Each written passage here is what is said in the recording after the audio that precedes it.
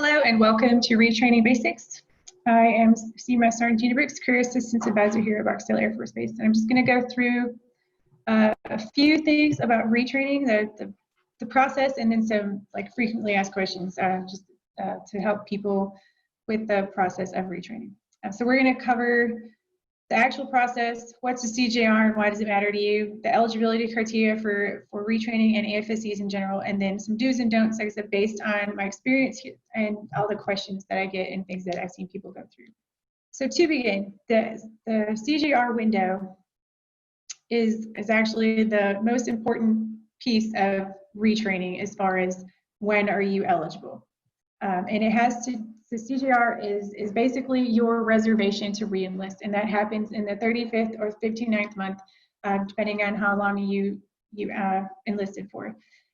You cannot do a basic preference request or a retraining application until you have a CJR. So if it's the first of that 35th or 59th month and you're applying for something and it says you don't have a CJR, we'll give the system a chance to update. So wait a couple days and try again. If it still says that you don't have a CJR or have not been selected under the Selective Reenlistment Program, the SRP, then you can let me know, or you can contact Reenlistments and Extensions so they can look in your record and find out why don't you have a CJR. Two reasons that will not get you an automatic CJR is if when you enter that month you are on a UIF or control roster. It is not automatic. You have to wait until those codes go away. Those negative identifiers are not in your record anymore, and then you have to call Reenlistments and Extensions so that they can apply for a CJR. One of the cool things about first-term airman retraining and why it's a lot easier for first-term airmen than those of us that would have to apply under NCO Retraining program, your career field managers and leaders do not have a say. Your career field does not have to release you. That it doesn't even go up to them for consideration. Most of the time, you don't even need a commander's recommendation or anything like that. Some AFSCs require a letter signed by your first sergeant having to do with are you conforming to military conduct, basically, or it might have to go up to the commander for a recommendation, but that is AFSC specific. You can apply outside of that window. I didn't speak in the window. So it starts in the 35th or 59th month, and then it's an 8-month window. You have to apply within the window if you are able. So some reasons that are outside of your control that you don't need to apply in your window. So you can apply outside afterwards as long as it's within 45 days of whatever that reason was going away. So if you were deployed while your window closed, just apply within 45 days of return. If you're medically coded, if and pregnancy counts in there, or if you had an excessive amount of TDYs, or just fill in the blank with something that was completely not within your control. You don't need an exception to policy, nothing signed by anybody. It's just you have to send an email application instead of applying through the MyPers retraining page. So you just let me know and I'll help you out if it comes to that. So if you want to apply outside of your window for reasons that were within your control, such as you were on a UIF control roster, had a referral EPR, that actually makes you ineligible for retraining. But if it's now buried and you have a new EPR on top, you can apply outside of your window. Or if you didn't know what you wanted to do, you were just indecisive, or if you were planning on separating and then you changed your mind, or you didn't like the options that are on the retraining advisory, those are all reasons that are within your control. So you can still apply, but now you do have to request it with an exception to policy memo, and that does need to be endorsed by your commander. Just keep in mind as you're going through this process, it can be long. A normal amount of time, like the earliest would be 4 months. So about 4 to 8 months is a normal time frame for a retraining process. It depends. There's so many factors. It can take longer, but mostly it's between 4 to 8 months. So that means that if you get to that 6 month prior to your date of separation, you might actually have to extend, because once you hit that 6 months before date of separation, the system automatically codes you that you're planning on separating. So you need to somehow go in there and change your intentions, and that means that you'd need to extend. So if you don't want to extend, if you can't retrain, then if you're not willing to give it that year, then you need to start this process as soon as your window opens. And then I put self-research on there and even underlined it. A lot of us just kind of refer to our supervision and ask questions and things. The issue with that is that no one's really an expert on this process. Everything changes so often that sorry, with each year it changes. So the program changes, eligibility criteria change, and then so when your supervisors were looking in the system, probably the little bias search when they were trying to retrain, the program could have changed, the eligibility criteria could have changed. So instead of asking them for the information, ask them where to find the information. And for everything retraining related, it's MyPERS and AFI 362626. There are options for early retraining. This is at you have to have completed 50% of your enlistment. So that means if, like, say you joined for 6 years on August 12th of 2017, and is now August 13th of 2020, you are eligible for retraining. You've completed 50%.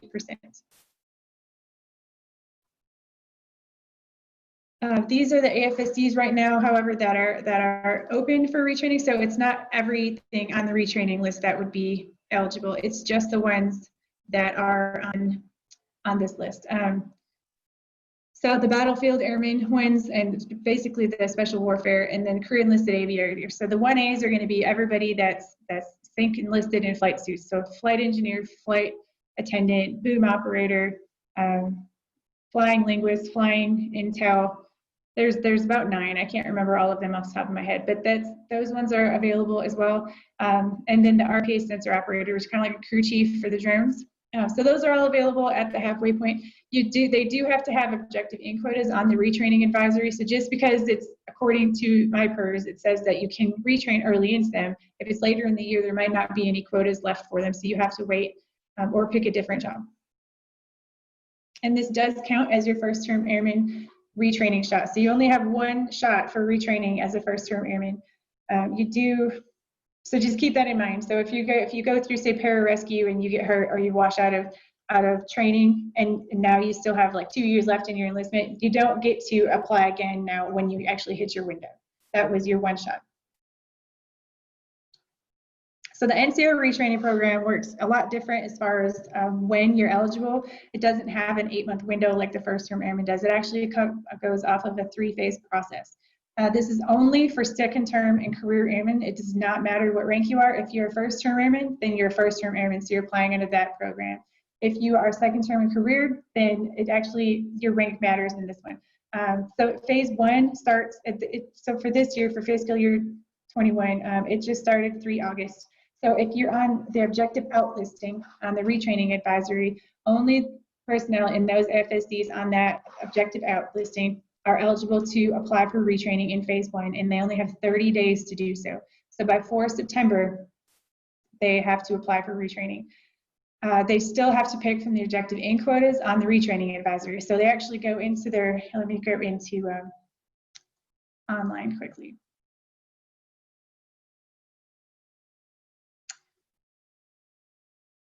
So on the listing, so their objective outs start way down here. So for first term airmen, once the ins stop and the outs begin, you stop, because this is just for the NCO retraining program. So you have to pick. So this one has 14 staff sergeants that they need to leave. So any staff sergeant in this AFSD is eligible to apply for retraining in phase 1. But they have to come up here and they have to pick from the staff sergeant column and find something that has a number greater than 0. So you're working on your rank column in that one. If you have a projected grade, then you're going to look at that grade. So if you have a line number for tech, it's amazing. Unfortunately, there's a lot less retraining opportunities for you.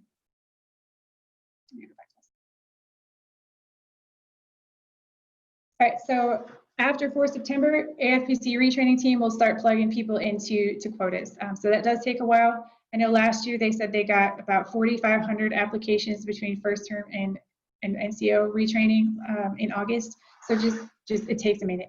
If they don't get enough volunteers, they will go into phase 2 on or about 1 December, and that is mandatory retraining. So I know quite a few people who years ago were mandatory retrained, and it's not fun. So hopefully there's enough volunteers. If they do skip phase 2, if they get enough volunteers. For the last 2 years, I can only speak on the last 2 years because that's the only time that I've been in this position, but 2 years ago, they skipped it and they started open season, which is phase 3, in December, and then this last year they started in January. But no, according to the current timeline, as on or about 1 February, phase 3 will begin, and that is again open season. So if you are if you missed your opportunity and you're on the out listing, then you can do it. You can still apply in phase 3. You don't need an exception to policy or anything like that because you're on the objective out listing. If you are not on the objective out listing, open season is when you can apply. But you do have to submit a balanced career field exception to policy, and there's a template on SharePoint, and I can email it to you if needed as well. So the balanced career field one, it justifies why you should be able to retrain into an AFSC. Like, how will that benefit the Air Force if you were to be able to retrain? And that does need to be endorsed by your squadron commander. The timelines are in MyPERS. They do adjust as changes occur. So if you go into the NCO Retraining page in MyPERS, and then at the bottom select Alert Me, you'll get an email whenever there's a change to the timeline. There are some restrictions, of course, there's always restrictions.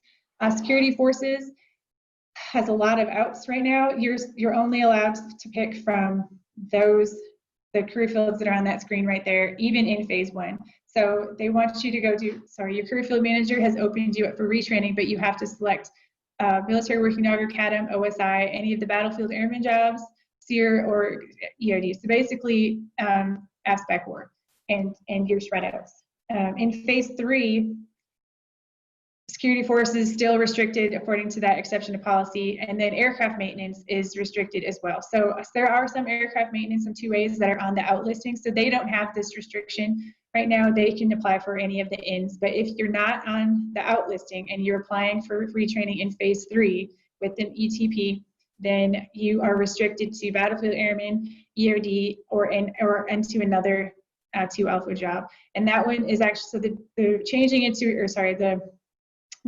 another 2 Alpha job is actually done through your functional managers, and so you need to get that approval before you actually apply for retraining.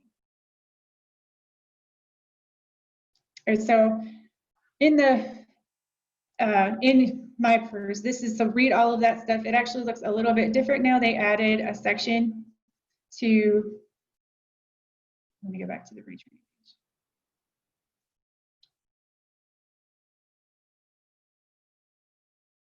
So they added this section for the exception to policy so that it just kind of lumps all of them together. So this is where you'll find the one about a career enlisted aviator. There's one about medical as well, about their shred outs. They're able to retrain. If you're in a medical, like a 4-0, you're eligible to retrain at the halfway point as well into your shred outs. And then there's another for the aircraft maintenance. This is where it talks about your exceptions as well as security forces. The crossflow for ASPEC war is actually up here, but that's where it says that you can retrain at your halfway point.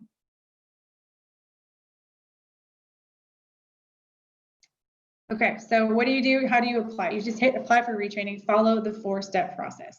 All right, so it's step 1, are you eligible? So we just talked about that. You know when you're eligible either for NCO retraining because you're on the out list or not on the out list, or for first term airmen and you're in your window or applying early. If you're applying early, it's not gonna have anything about that in the AFI. That is just with the exception to policy.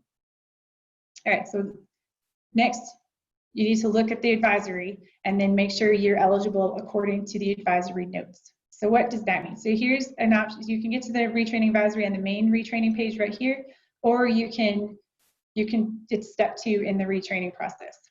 So this is what it would look like. I'm actually going to pull up the current one. Just please keep in mind that this is right now, even though this is live, this is a snapshot in time because it could change in an hour. It could change tomorrow. This is a working document, so much that it has a refresh button on here. So as changes occur, they will reflect on here. So first term airman, again, looking at first term airman column, NCO retraining, you're looking at whichever rank you are applying into. So it has to have a number greater than 0. You can click on it and the little yellow box will pop up and tell you what the AFSC is.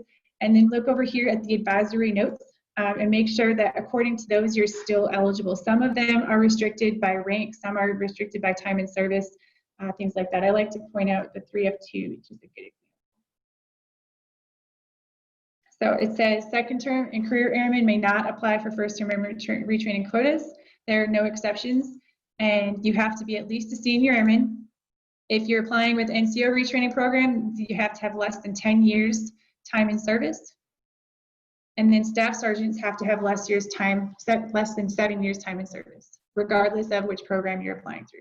So make sure that you're still eligible according to those notes. And then, so try to find, if you really want to leave your career field, a lot of people, if they can't retrain, they're going to separate, and then, but they pick a job that has three positions. Okay, well, this is Air Force wide. So I'm not saying you can't get it, 3 people need it, but the likelihood of you getting it is obviously a lot lower. So if you really want to retrain, try to find 3 to 5 jobs that have a high number of quotas. So if you, for example, if you put down 4NO, not 4NO, that one, okay, just put down one that has hardly any AFSCs as your number 1, if that's the one you absolutely want first. Okay, they will go in order of preference. But if you're not one of the people that got one of the 3 quotas for a job, then and you don't have a fallback, and you don't have any other AFSCs on there, you have no fallback plan. So if you really want to leave your career field, or you're going to get out, or something else, then try to find a fallback plan. So and you don't have to have 5 that have a really high number of quotas. Put them in order of preference. So if your number 1 has only 5 quotas, maybe your number 2 has only 10 quotas or even less, okay, they're going to go in order of preference. So if they'll look at the first one, say, okay, we don't have any quotas available anymore. So look at the second one, and then at least, so then hopefully your third one and 4th and 5th possibly have a high number of quotas, so that it's your fallback plan. They don't fill all of them in the first month, of course. They try to fair share it throughout the year, but it's really hard to do that for an AFSC that only has like 4 or 3 or just a few quotas. So they might fill 1 a month for the next 4 months, but then that's it. They're not, I mean, they're going to be gone. So try to find, again, 3 to 5 jobs, because the process does take 4 to 8 months, like I was saying, sometimes longer. So it's very likely that those positions will already be taken by the time that you are actually at the point where they're going to start plugging you into an AFSC.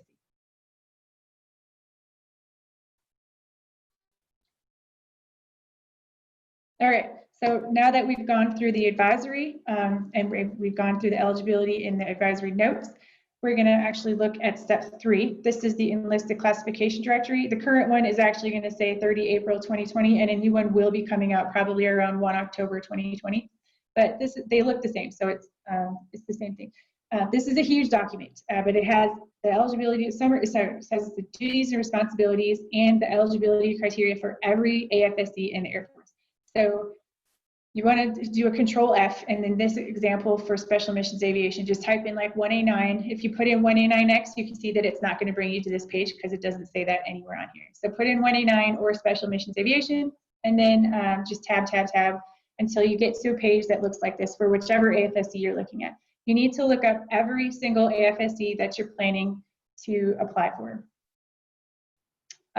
So it has a quick summary, and then these are the duties and responsibilities of the entire AFSC. And then section 3 has all of the eligibility requirements for entry and retention into the AFSC. So it says for entry into the specialty, you need high school. So I know that you're going to need your diploma or a GED. If you don't have your diploma, your transcripts will work just as fine. But it says in these different courses are desired. Desired does not mean mandatory, but I guarantee that you took some sort of English and speech in a computer class and math and stuff. If you have taken any of those classes in college, so for example, CCAF, if you have your CCAF, you've taken the core classes, right? So that means that your transcripts would assist in this as well. So get your college transcripts if it'll reflect any of those types of classes. Do not pay for your transcripts. You don't need official transcripts. Just download the unofficial ones from the website, the school website. And then just keep reading. This will actually tell you all the training that you'll endure in that AFSC as well. And then they keep going to say for entry, ward of retention again. And so this one, it says you need to have a medical, a class 3 physical. So I know that you're going to need an aircrew physical. So that one is actually going to take a little bit longer. This is also where it would say if you need to have normal color vision, normal depth perception, things like that. It'll be very specific. No history of mental health or disorders and things like that. But it tells you in there all of those things. So that doesn't mean that you can't still apply for those jobs. But if you know that you have a depth perception problem, then obviously that would be wasting a spot because you're not going to be able to be in that career field. Yep. And then it also, all of them are going to say see attachment 4 for additional entry. on a PDF, if there's any attachments, they're going to be in the little paper clip in the left-hand column. So use the paper clip. If you scroll down to the bottom, it doesn't work the same on this document. So use the paper clip, find attachment 4, and this is what it's going to look like. These are the ASVAB requirements. I've been getting a lot of questions lately about where the ASVAB requirements. So people have just been applying blindly without knowing if they're even eligible according to their ASVAB scores. You do have to meet these scores before you even apply. And your ASVAB scores can be found in virtual MPF under education. If you don't know, I don't know what my ASVAB scores are. So virtual MPF under education, and then you can compare them to, they're not listed in the same order as on here. So just keep that in mind. So this is mechanic, admin, general, and electric. So we were using 1A9 as an example. So in here, you're gonna need a 60 in mechanic and a 57 in general. The X is the number of, or the amount of weight that you can lift over your head, and there's a key for that at the bottom. And then the PULHES, the PULHES, is actually your health and wellness. So you're not going to really know that until after you request your 422. All right, so now that you've looked through those and you can't find any reason that you would be ineligible for the AFSC, it's time to apply for retraining, which is step 4 of the 4-step process.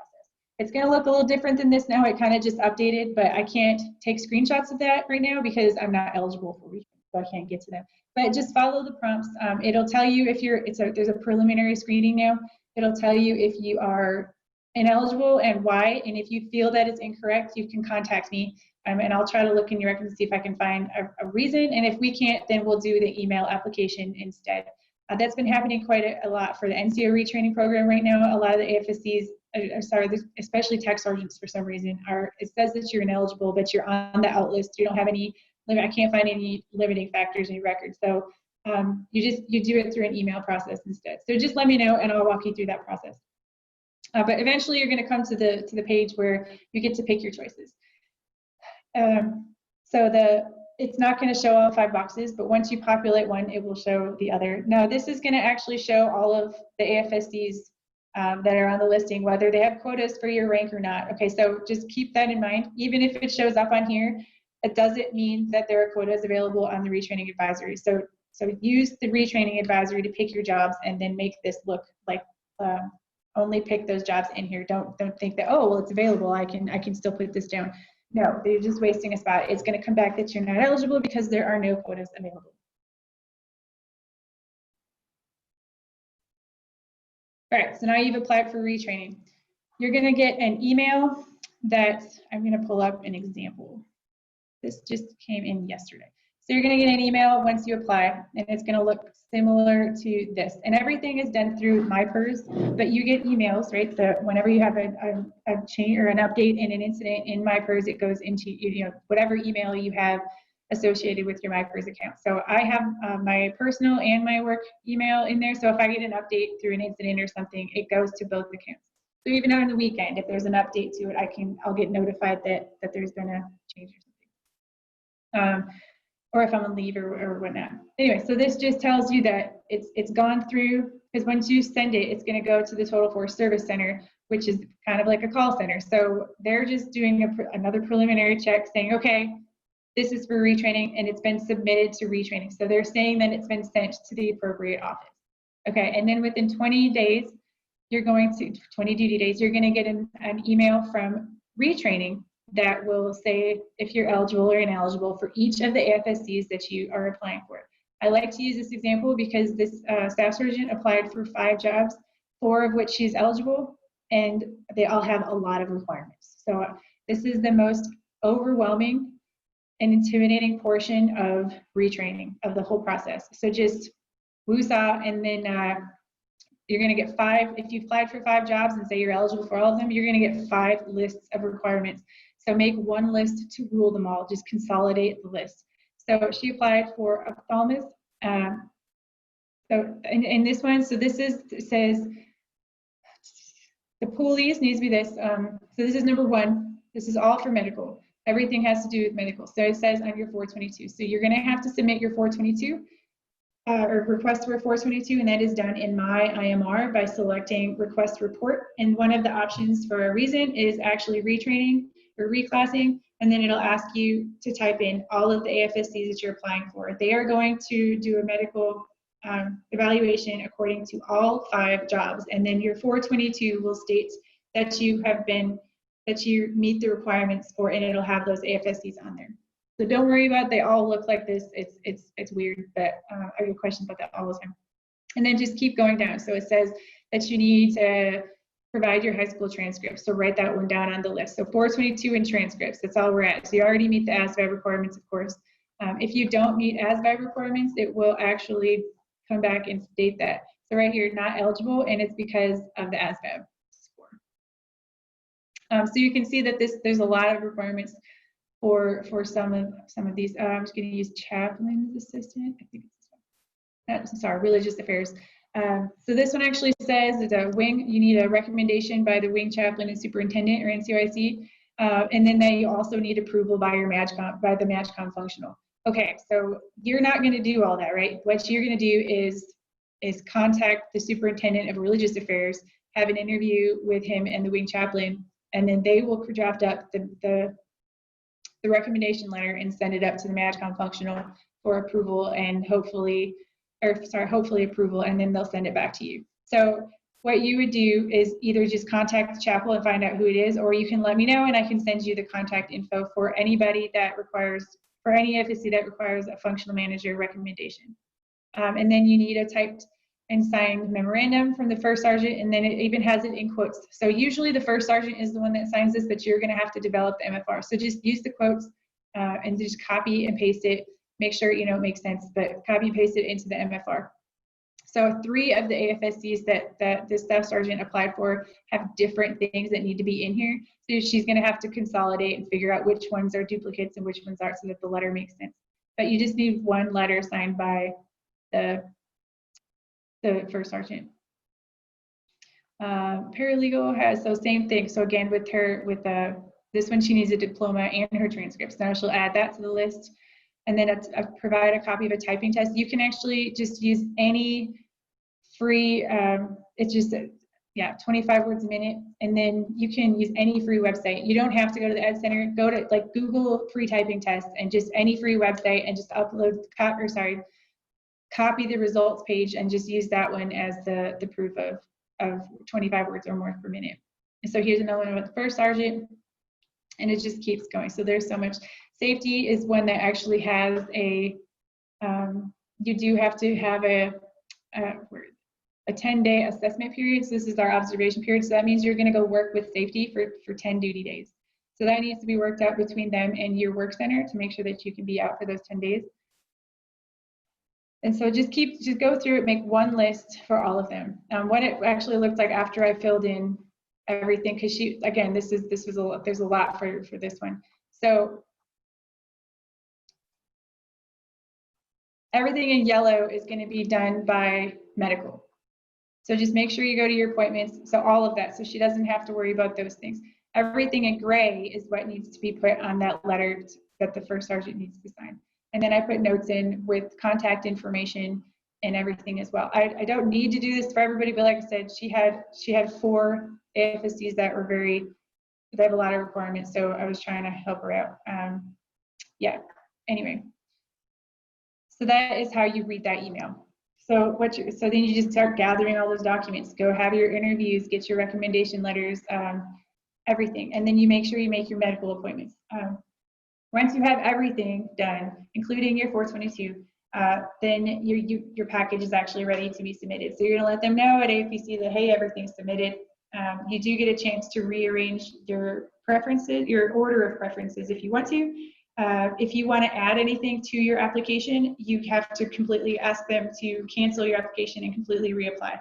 If you want to remove anything from your FSE, maybe there aren't any quotas available, so you're just going to remove it. Or maybe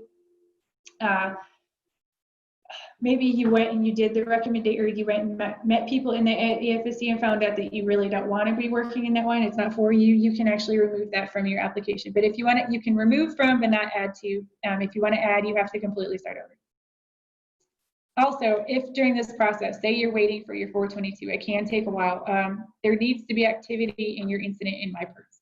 So if there's no activity for 60 consecutive days, that means you haven't uploaded any documents, you haven't asked a question, you haven't written anything at all in your incident, it will expire. It'll time out and expire, and you'll have to start over. So don't let that happen. It does. It happens so often. Don't let that happen. So what I would recommend is just make a calendar reminder for like every 30 days to just go in and do something in your MyPers incident. It could be simply stating awaiting 422 or working on interviews, anything. Just something needs to be done in there. Don't let it expire after 60 days. Okay, so now that you've gotten everything, they know everything's been submitted. It'll go, okay, so now they're going to submit for approval. It says this is where the competitive portion of the process comes into play. The retraining board convenes at the last duty day of every month. So once you get to this point and you have been boarded, you are no longer eligible to cancel your application or do anything else to it. This is it. So if you were to cancel it after being boarded, that was your one-time first-term member retraining opportunity. So don't do that. Make sure if you want to make any changes, it needs to be done before you get to the competitive portion of this process, which is the board. You do get to go 3 times, and it's 3 consecutive months. So say you're boarded this month and you're not selected, you'll get an email back by the 15th of the next month that explains why. It might be because there's no quotas available. It might be because usually it says that you weren't competitive, and that means that your EPR wasn't as strong. And I don't mean the verbiage, I mean the rating as the person you were being boarded against. Remember, new applicants do hit the board every month. So just because you weren't eligible in 1 month, if you weren't eligible 1 month, you're not going up against the same people the next month. There's going to be new people added. But you do get to go a second time. If you're still not selected, then you'll go the 3rd time. So if the email states that you'll be go to the board again next month, that's it. Do not pull your package back or anything. You can't reapply. So maximize your probability. This is why I say try to find 3 to 5 jobs that have at least 3 jobs that have a high number of quotas. Have a fallback plan. Your EPR, the number 1 on top, is the one that matters the most. Your grade for first-term airmen, there are even some tech sergeant first-term airmen. So they're of course going to be boarded first, and then staff sergeants, staff selects, and senior airmen, and on down. Yes. So if you are in the NCO retraining program, of course your grade is just going to be because you're only competing against people in your grade. All right. So some tips and tricks.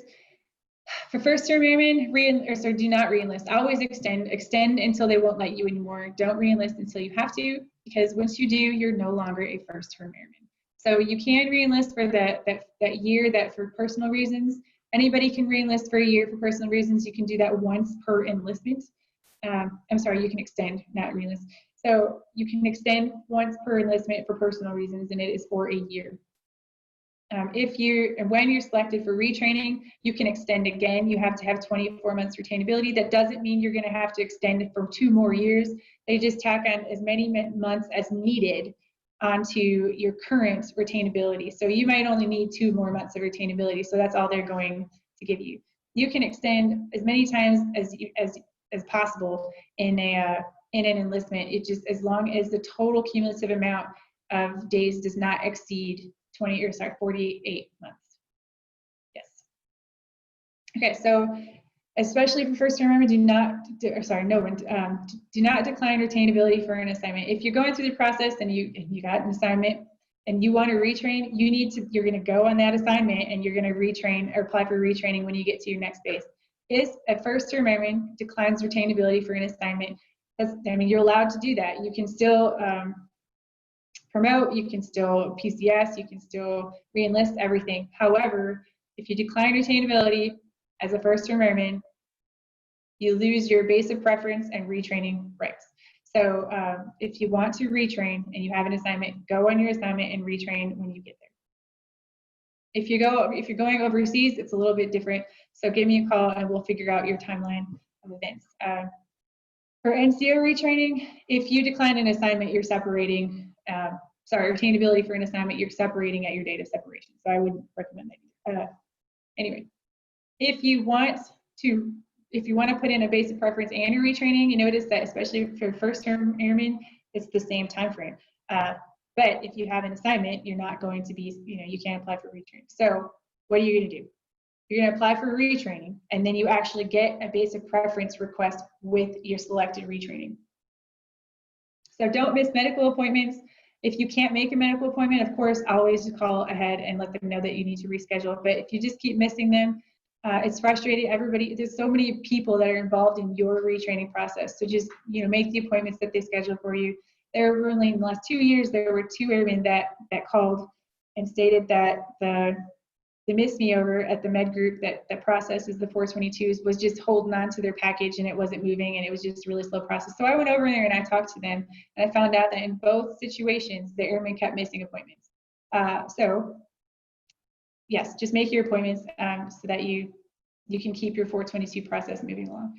If you do get on a UAF or control roster or have a referral EPR, you are not eligible for retraining. So stay off that. Always do self-research. We kind of talked about that already.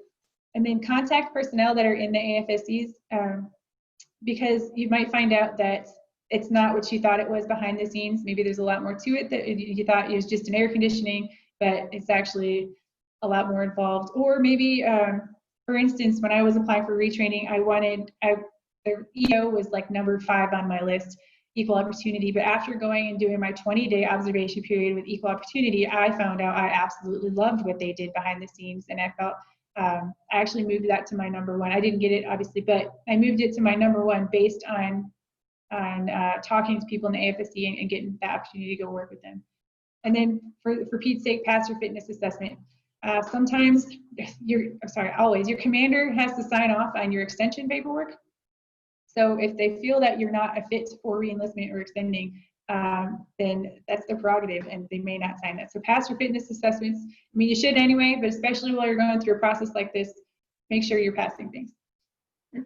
Some documents that you're going to need, possibly.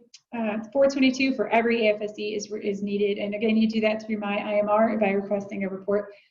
If you need any functional manager recommendation letters, you just contact them, and they're used to it. They do this throughout the year. So don't be intimidated by contacting the superintendent of like manpower or religious affairs or contracting or something like that. They're used to it. So they will draft up the recommendation letter for you.